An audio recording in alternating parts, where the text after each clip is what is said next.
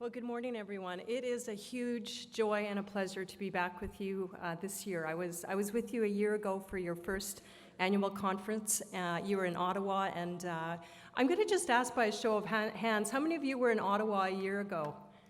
That's fantastic. Look around the room and look at how many people are engaged and committed to the incredibly important goal that we all have to end homelessness. Thank you so much for being here. Thank you, Tim. Really good to see you, Your Worship, Mayor Robertson. Thank you for your comments. And I do want to single Tim out and the Canadian Alliance to End Homelessness, your board, the great group of people that you have helping you. Thank you for organizing this conference, and thank you for the work that you do.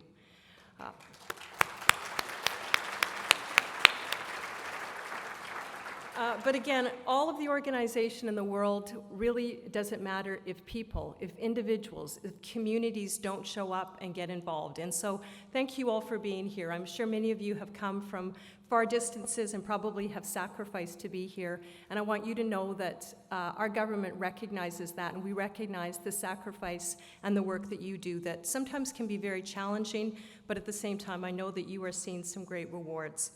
I want to take a few minutes and talk to you a little bit about where we have been and where we are going, and a little bit about what my vision is. And when I talked to you about a year ago, I had just been sworn in as Minister of State, and I had said then that I really hoped I could work myself out of a job in terms of homelessness being eradicated. And I told you a little bit about my own personal experiences with homelessness. And I come from a small town in Manitoba. Homelessness does exist in small rural places like Morden, Manitoba. And I came from a family who really wanted to reach out, as I think so many Canadians want to do, and help those who are experiencing homelessness. And so my mom and dad would bring people into our house, and they could stay there for a few days or maybe have a meal. And it was good, and I learned a lot of good lessons in that experience. But in my portfolio, and when I've experienced so much over the last year, I know that each one of those individuals deserve more than just my mom and dad giving them a meal or a place to stay for a night. They deserved stable, permanent housing. They deserved treatment for the addictions that they were dealing with. They deserved the same hope and opportunity that all of us so much enjoy. And my vision and my belief in that has not changed over the last year. In fact, it has increased.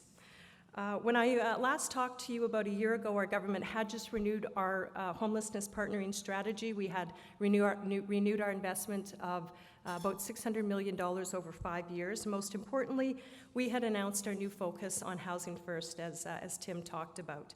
We did this because we knew that the status quo wasn't working. Although there were a lot of things that were helping, we knew that we were not getting the results that not only taxpayers deserved and stakeholders deserved and people working in communities deserved, but more importantly, those who were experiencing homelessness deserved so much more. We live in an amazing country. I think even as we've experienced some things over the last couple of weeks, and it's really good to see my colleagues. Adam Vaughan is here, Marjan Len is here, and we all, I think, together as a collective nation have experienced some things over the last couple of weeks that recognize how fortunate we are to have each other, to live in a country like Canada, to live in a country where we have some great resources and a strong system of social supports. However, the call for more money is not always the answer. It's appealing and sometimes an easy request, but we need to make sure that we have evidence approaches when we're using those funds to ensure that they get the best results. That's where Housing First comes in. I don't think I need to convince you of the importance and the great results that come out of Housing First. As you know, it ensures that those who are homeless have immediate and stable housing first, and then providing the necessary supports that they need to help them in whatever challenges that they are facing. Homeless individuals are moved from the streets or shelters directly into stable housing. Once they are securely housed, they access the important services needed to help them work towards recovery, healing, and reintegration into their community. And it works. The groundbreaking research project at Home Chez Soi, conducted by the Mental Health Commission of Canada, left not a shadow of a doubt. Housing First rapidly reduces homelessness while alleviating pressure on shelter, health, police, and judicial services. Over the course of the 2-year study, an average of 73% of individuals in the Housing First group remained in stable housing, compared to 32% for the group receiving usual care. I'm really happy and proud that our government supported this project. We supported this research project with funding, and I was with Louise Bradley, who is the president and CEO of the Mental Health Commission, last April when we announced the results. And I know we've been out across the country talking about those results. And so with the evidence in hand, we launched Housing First, which takes us to today. Our plan for implementation of Housing First is being gradually phased in. And we want to take into account the varying capacities of different communities. And we heard today from the mayor about Vancouver and some of the challenges in Vancouver. But I think, as all of you know, because you come from different parts of the country, the challenges in Vancouver probably look different than the challenges in northern Saskatchewan or the challenges in Atlantic Canada, the challenges in rural and remote areas. Every part of our country has to have the ability to address homelessness in the way that they see is most appropriate. And so we recognize that even with our desire and our commitment to Housing First. Starting April 1st, 2015, the largest dedicated communities will be required to invest a majority of their HPS funding, 65%, into Housing First projects. And then we're transitioning that in so that the following year, smaller designated and Aboriginal communities will also be required to direct some of their funding into Housing First. Finally, we've ensured flexibility so that the smallest communities, mainly rural and northern communities, are able to invest according to their local needs.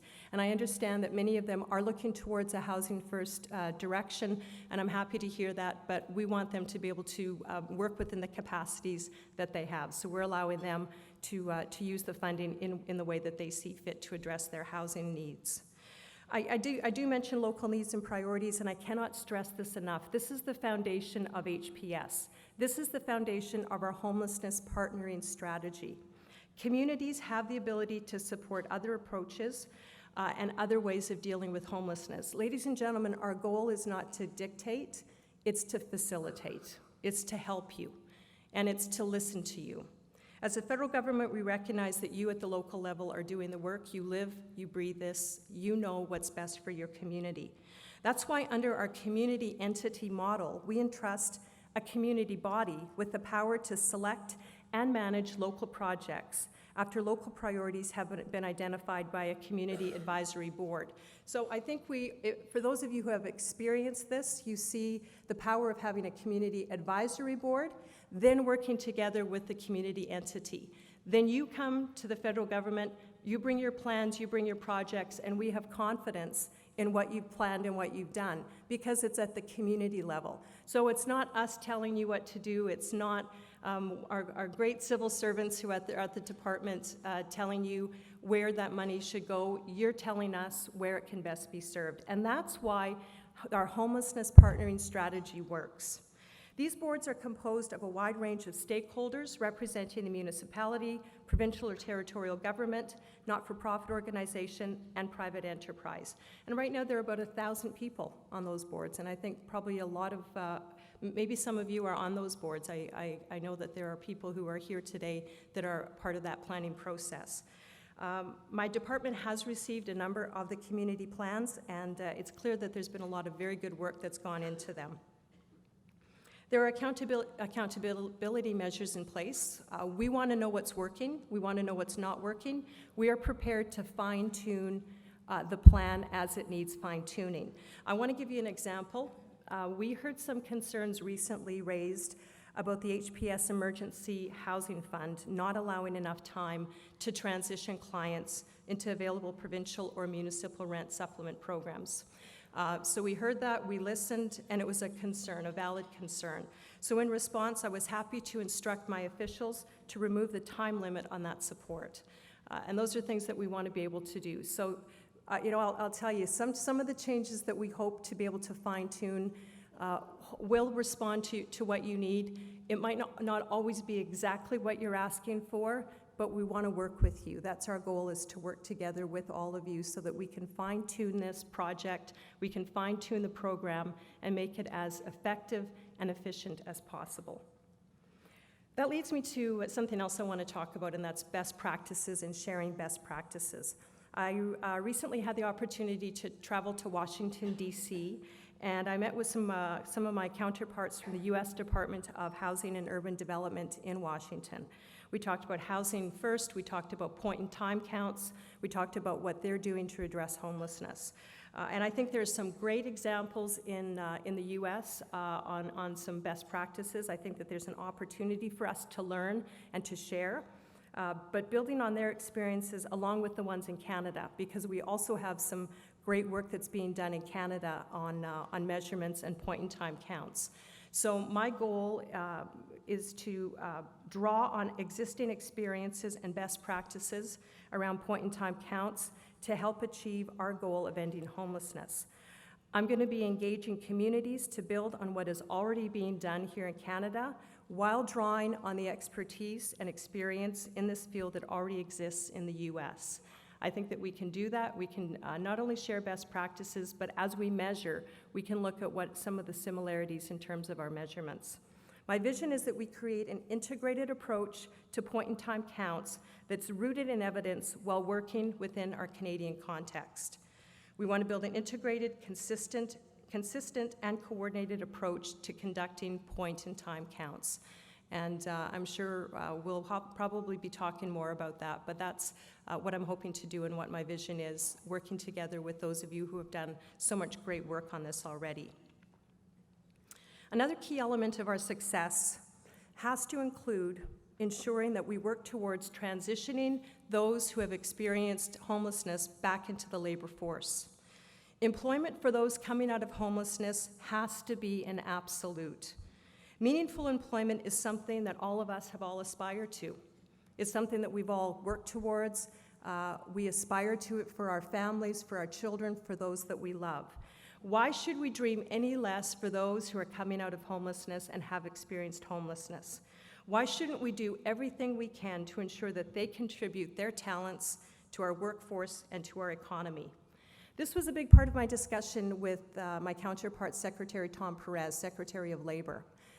And we recognize, we both agree that while it's a challenging issue, it's a task we must not shy away from. I think it's something that we have to be talking about, and we have to be looking at that being an outcome. Supporting someone who has experienced homelessness to re-enter or enter for the first time the labor market is vital. It's about the dignity, respect, and hope that comes with meaningful employment. Ladies and gentlemen, I believe that Housing First is a pathway. It's not a destination. It's not the final place. So let's not limit our hope for anything less for those who are coming out of homelessness. Our goal should not just be stability, but the ability to thrive and help individuals make their own significant contribution to their own lives and to their own community.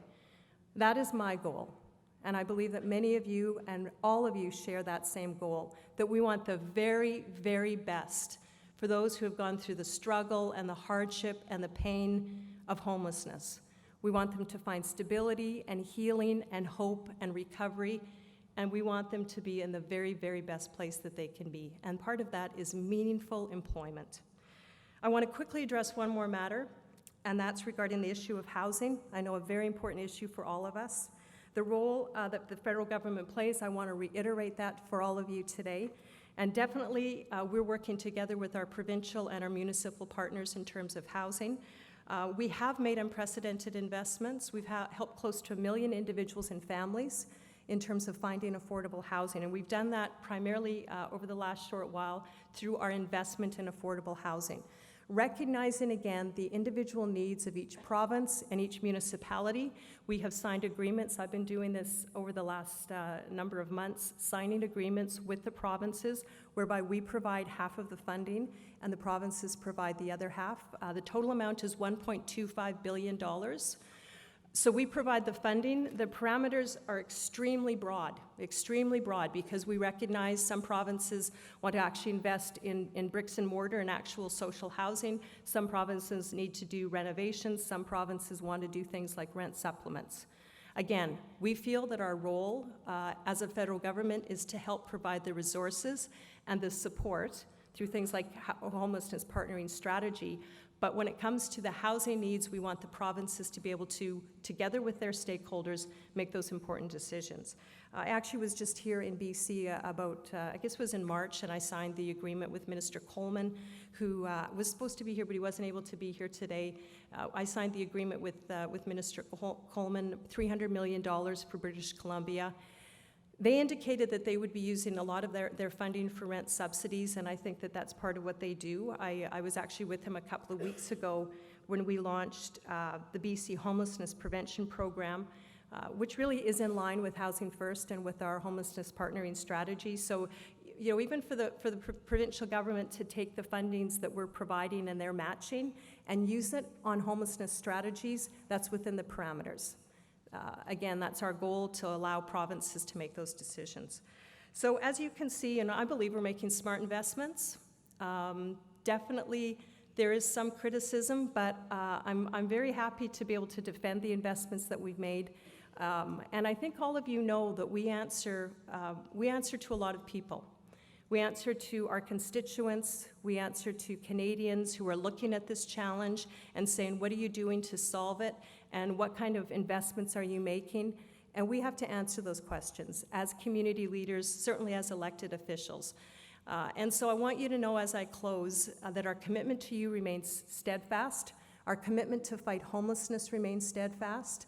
I've laid out our goals to you in the way that we hope to achieve them, but we certainly know we don't do it at all on our own. We do it working together with all of you, our partners, and those who care and work so hard. So I wish you the very best as you are at your conference, this conference, learning, networking. I hope that you're reinvigorated and rejuvenated, because I know that there's a lot of work to do over the next year, and I know that there will be challenges, but I know together we can accomplish a lot. So thank you again for having me, and I wish you the very best.